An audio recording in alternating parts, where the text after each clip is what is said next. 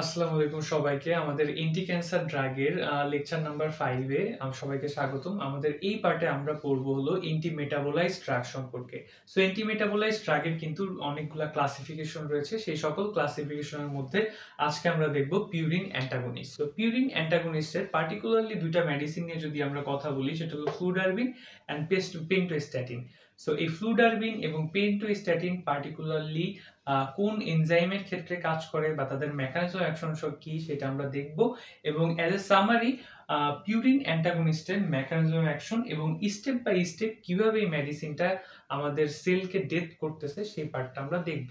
So শুরুতে যদি কথা বলতে হয় তাহলে পিউরিন অ্যান্টাগনিস্ট বা পিউরিন অ্যানালগ এই কথাটা দ্বারা আমরা কি বুঝি? আমাদের বডি ডিএনএ এর যে পিউরিন বেস দুটো রয়েছে অ্যাডিনিন এন্ড গুয়ানিন, এই দুইটা বেজের স্ট্রাকচারাল সিমিলারিটি দেখায় আমার এই মেডিসিন দুইটা, যার কারণে এই মেডিসিন গুলাকে আমরা বলে থাকি purine analog. That means purine বেজের যে স্ট্রাকচার রয়েছে এই ড্রাগগুলা তাদের সাথে কিন্তু স্ট্রাকচারাল সিমিলারিটি দেখায়। সো স্ট্রাকচারাল সিমিলারিটি যখন দেখাবে তখন দেখা যায় এই ড্রাগগুলা আমার যে ডিএনএ এর মধ্যে অ্যাডিনিন এবং গুয়ানিন রয়েছে এই অ্যাডিনিন এবং গুয়ানিনের সাইডে গিয়ে বাইন্ড করতে পারে। সো আমরা জানি প্রত্যেকটা বায়োলজিক্যাল মলিকিউল আমাদের বডির বিভিন্ন সাইডে বাইন্ড করে এবং তাদের অ্যাক্টিভিটি দেখায়। সো কোনো আউটসাইডের সাবস্টেন্স যেটা ড্রাগ সেটা গিয়ে যদি সেই পার্টিকুলার সাইটে বাইন্ড করে এবং তার অ্যাক্টিভিটিটাকে বন্ধ করে দেয় তখন সেই ড্রাগটাকে আমরা বলে থাকি অ্যান্টাগনিস্ট। সো এটা আমাদের পিউরিন অ্যান্টাগনিস্ট, কারণ পিউরিন বেজে গিয়ে পিউরিন যে বেসগুলো ছিল পিউরিন বেজের যা স্থানে গিয়ে পিউরিন যে বেসগুলো ছিল অ্যাডিনিন এবং গুয়ানিন তাদেরকে বাইন্ড হতে না দিয়ে তারা নিজেরা বাইন্ড করতেছে। হ্যাঁ, এই পার্টিকুলার রিজনে এই মেডিসিনগুলোকে বলা হয় পিউরিন অ্যান্টাগনিস্ট। সো যে যতগুলা পিউরিন অ্যান্টাগনিস্ট রয়েছে এখানে আমরা দুইটা এক্সাম্পল এনেছি, একটা হলো ফ্লুডারবিন আর একটা pentostatin. Both of them are purine antagonist. So এই যে পিউরিন অ্যান্টাগনিস্ট রয়েছে তাদের কি শুধু এই একটা মাত্রই রেসপন্সিবিলিটি বা একটা মাত্রই way to inhibit the cancer যে ডিএনএ স্ট্র্যান্ডে গিয়ে বাইন্ড হওয়া? নো, তাদের আরেকটা অ্যাক্টিভিটি রয়েছে যেটা হলো they can also act as a coenzyme. So আমাদের ফার্স্ট পার্টটা যদি আমরা বলি analogous related to normal compound. So আমাদের নরমাল কম্পাউন্ড যে পিউরিন বেসগুলো ছিল তাদের অ্যানালগ হিসাবে কাজ করবে, plus the coenzyme of nucleic acid synthesis. That means nucleic acid সিনথেসিসের যে পাথওয়ে সেই পাথওয়েতেও কিন্তু কোএনজাইম হিসাবে ওয়ার্ক করবে। সো আমরা যদি এখন স্টেপ বাই স্টেপ বোঝার চেষ্টা করি যে কিভাবে এই মেডিসিনগুলো কাজ করতেছে। সো এখানে আমার গুয়ানিনের সাথে আমাদের যে সাইটোসিন তার বাইন্ড হওয়ার কথা, কিন্তু যেহেতু আমি পিউরিন অ্যান্টাগনিস্ট দিয়েছি সেক্ষেত্রে দেখা যাবে গুয়ানিনের বদলে এখানে গিয়ে আমার যে পিউরিন অ্যান্টাগনিস্ট আছে সে গিয়ে বাইন্ড করবে। সো বাইন্ড করার পরে কি হয় সেটা আমরা দেখি। আমাদের ড্রাগের ডিএনএ রেপ্লিকেশনের সময় আমাদের যে নিউক্লিক অ্যাসিডগুলো রয়েছে সেই নিউক্লিক অ্যাসিডগুলো গিয়ে বাইন্ড করতে যাবে, কিন্তু দেখা যাবে সেই জায়গায় আমাদের পিউরিন অ্যান্টাগনিস্টগুলো বাইন্ড করেছে, বা আমরা পিউরিন অ্যানালগও বলতে পারি। সেই পিউরিন অ্যানালগগুলো গিয়ে বাইন্ড করেছে, যেটা বাই মিস্টেকলি সেল বাইন্ড করাবে, সেল নিজেই এগুলাকে বাইন্ড করাবে। বাইন্ড করানোর পরে দেখা যাবে আমার যে ড্রাগটা রয়েছে সেই ড্রাগটা এই যে ডিএনএ স্ট্র্যান্ড রয়েছে ডিএনএ স্ট্র্যান্ডের বিভিন্ন জায়গায় যখন অ্যাটাচড হয়ে যাবে তখন বেস মিসম্যাচ হবে। যেখানে আমার সাইটোসিনের সাথে গুয়ানিনের বাইন্ড করার কথা সেখানে কিন্তু আমার এই পার্টিকুলারলি ড্রাগটা বাইন্ড করছে। সো বাইন্ড করার ফলে দেখা যাবে ডিএনএ স্ট্র্যান্ডটা আনস্টেবল হয়ে যাবে। ডিএনএ স্ট্র্যান্ড যখন আনস্টেবল হয়ে যাবে তখন আমার এই স্ট্র্যান্ডের ব্রেক কজ করবে।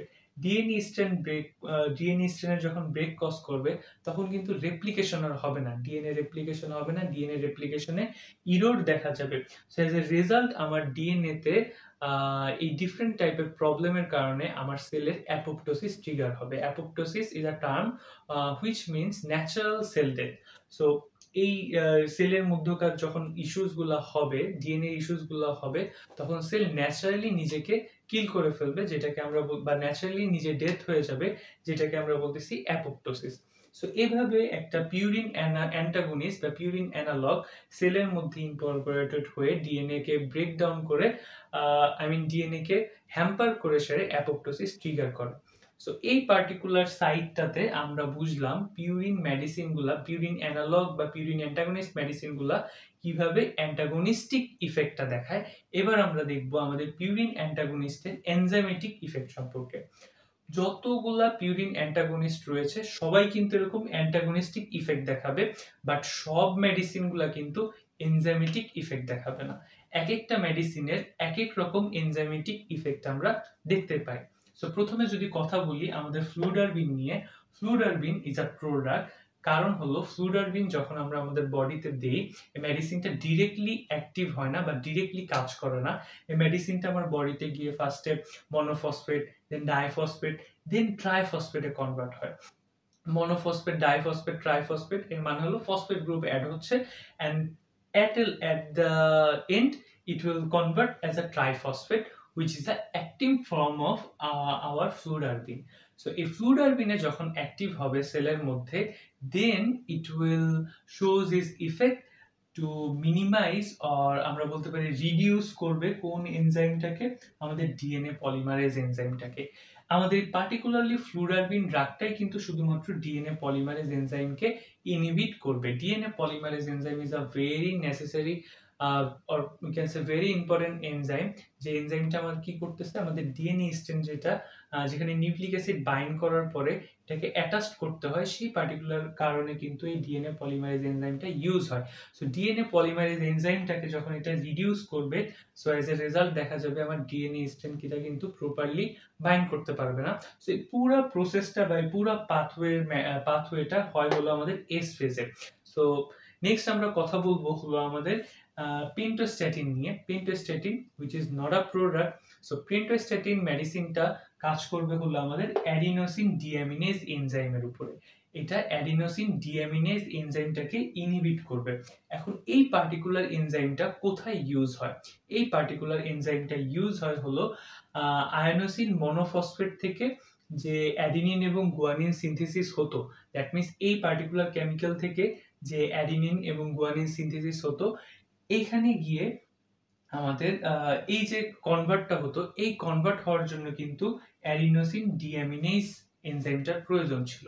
হ্যাঁ, কিন্তু এই অ্যাডিনোসিন ডিঅ্যামিনেজ এনজাইমটাকে যখন ইনহিবিট করে দেবে আমাদের পেন্টোস্ট্যাটিন, তখন দেখা যাবে কিন্তু আয়োনোসিন মনোফসফেট থেকে আমাদের অ্যাডিনিন এবং গুয়ানিন যে কনভার্ট হওয়াটা, এই কনভার্ট হওয়াটা কিন্তু ইনহিবিট হবে।